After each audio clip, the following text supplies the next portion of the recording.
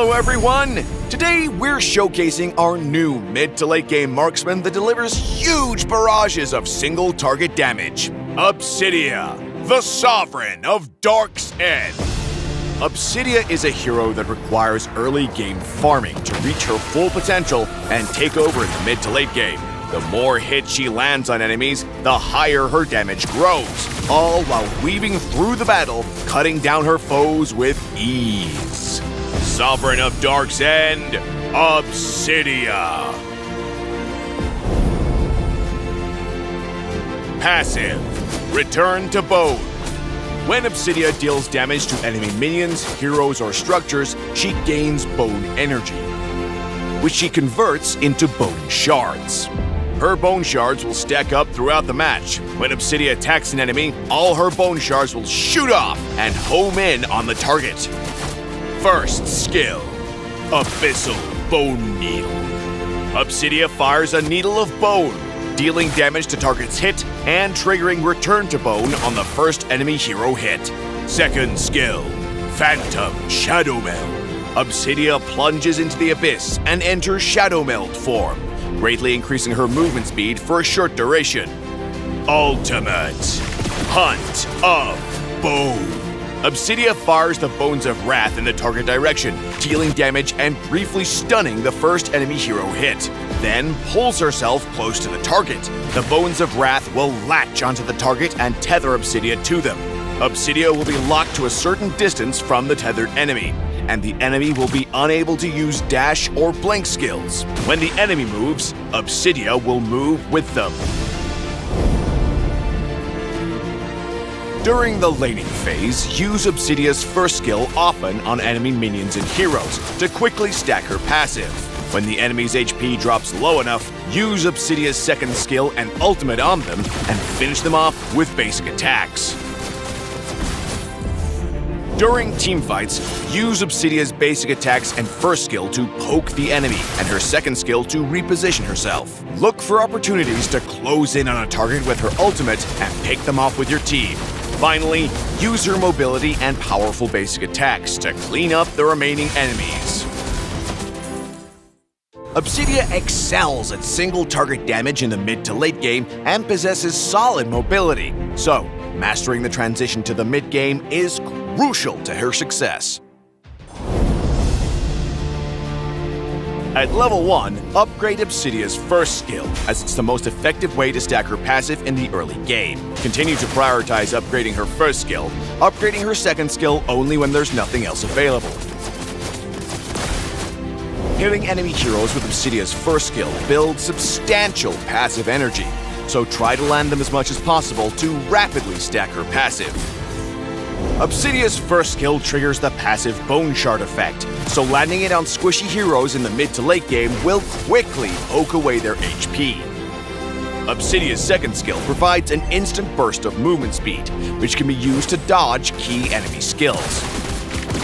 Obsidia's ultimate disables enemy movement skills, making her highly effective against heroes that rely on them for easy solo kills. We recommend the Assassin emblem with Swift, Bargain Hunter, and Weakness Finder talents for Obsidia. Obsidia's main focus in the early to mid game is to stack her passive, and she is quite dependent on equipment, so Swift and Bargain Hunter are great pickups. As Obsidia's passive stacks up, her basic attacks will hit many times, allowing her to quickly reduce Weakness Finder's cooldown and greatly boost its effectiveness. The extra hits from Obsidia's passive Bone Shards are the core of her damage. Compared to other marksmen, Obsidia's basic attacks can hit many more times, so having equipment that boosts crit and attack will maximize her late-game burst potential. Therefore, we recommend this build. Berserker's Fury and Windtalker are her core equipment.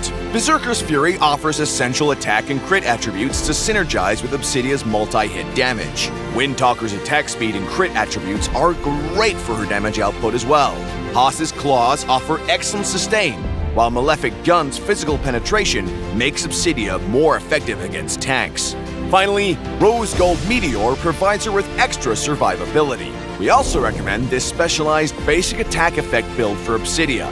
This build will be more effective in matches that require sustained combat. Corrosion Scythe and Demon Hunter Sword are the core of this build. Since Obsidia deals multi-hit damage, she can consistently trigger the passive effects of both Corrosion Scythe and Demon Hunter Sword, while Golden Staff's attack effect synergizes perfectly with her kit. Like our previous equipment build, both Malefic Gun and Rose Gold Meteor can work well with Obsidia. We recommend the Purify battle spell for Obsidia. Since Obsidia already has some decent survivability and burst damage, Purify CC removal can significantly boost her potential in teamfights. Vengeance is another solid choice for Obsidia. Since Obsidia's ultimate will tether her to an enemy and cause them to engage on her, Vengeance's damage reduction will provide a lot of value in these encounters.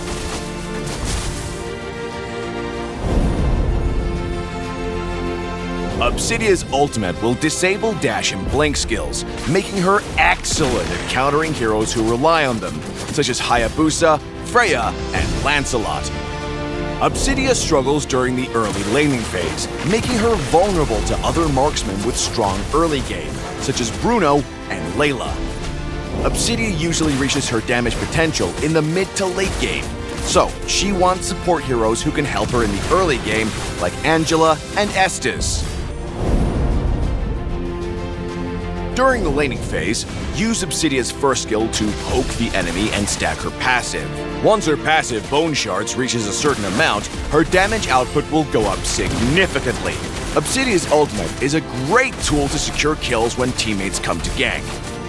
In mid to late game teamfights, Obsidia can exploit her high mobility and single target damage to coordinate with teammates and pick off enemies.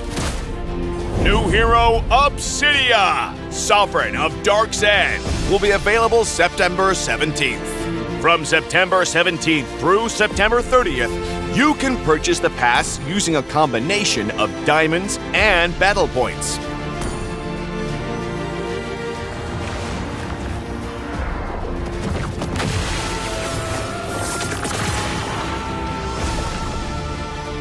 After unlocking the pass and reaching the required total logins, the diamonds spent will be fully refunded, so you can get Obsidia for as little as 0 diamonds. Please note, Obsidia can still be purchased for 32,000 BP, but you will no longer be able to get the pass or the login diamond rebate event.